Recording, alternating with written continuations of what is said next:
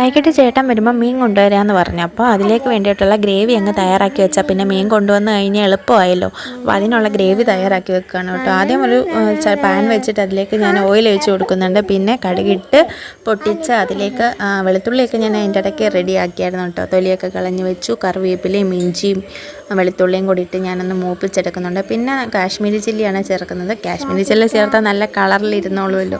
എനിക്ക് മീൻകറിക്ക് നല്ല കളർ വേണം. അപ്പോൾ ഞാൻ കാശ്മീരി ചില്ലി, ഉലുവാപ്പൊടി, ഉപ്പും ഒക്കെ ഇതൊക്കെ ഒരു കൈക്കണക്കെന്നൊക്കെ നമ്മൾ പറയത്തില്ല, അങ്ങനെ ഒരു കണക്കാണ് കേട്ടോ. പ്രത്യേക അളവൊന്നുമില്ല.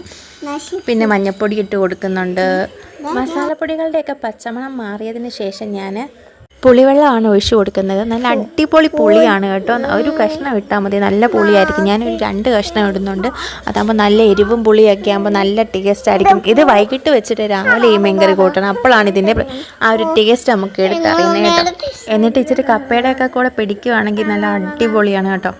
ഗ്രേവി നന്നായിട്ട് തിളച്ച് എൻ്റെ മണ്ടയ്ക്ക് എണ്ണ പൊങ്ങി വരണം കേട്ടോ. അതാണ് അതിൻ്റെ മീൻകറിയുടെ ഒരു കണക്കെന്ന് പറയുന്നത്. എനിക്കെപ്പോഴും എൻ്റെ ഒരു അളവിൽ വെച്ച് കഴിയുമ്പോൾ നല്ല കറക്റ്റായിട്ട് മീൻകറി കിട്ടാറുണ്ട്.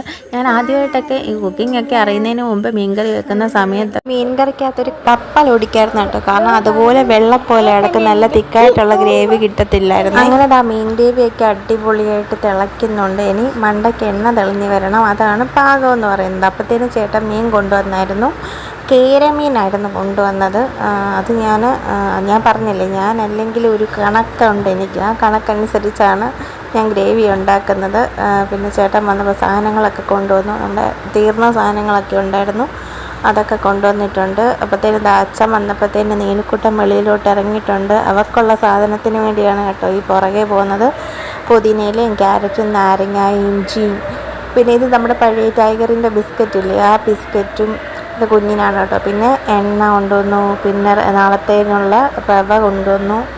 കപ്പലിൻ്റെ മിഠായി കൊണ്ടുവന്നു. പിന്നെ ഉരുളക്കിഴങ്ങും പഞ്ചസാരയും പിന്നെ നല്ല അടിപൊളി സമൂസയൊക്കെ കൊണ്ടുവന്നായിരുന്നു. അത് ഞങ്ങൾ ഒരു ബ്രൂ കോഫിയൊക്കെ ഇട്ട് അതിൻ്റെ കൂടെ കഴിച്ചു കേട്ടോ.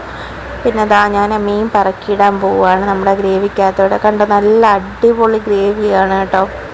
അപ്പോൾ ഇത് ഇന്ന് വൈകിട്ട് വെച്ചിട്ട് നാളെ രാവിലെ കൂട്ടുമ്പോഴത്തേനും നല്ല സെറ്റായിട്ടിരുന്നോളും. നല്ല തിക്ക് ഗ്രേവി ആയിട്ടിരുന്നോളും. കറക്റ്റ് ഗ്രേവിയാണ് ഞാൻ ഉണ്ടാക്കി വെച്ചത്. കാരണം മീൻ മുങ്ങാൻ ആ ഒരു പരുവത്തിനുള്ള ഗ്രേവി മതി നമുക്ക്. മീൻ കുറുകുമ്പം നന്നായിട്ട് നല്ല ചാറും കിട്ടും, നല്ല എരിയും പുളിയൊക്കെ അതേ പിടിച്ചിരിക്കും.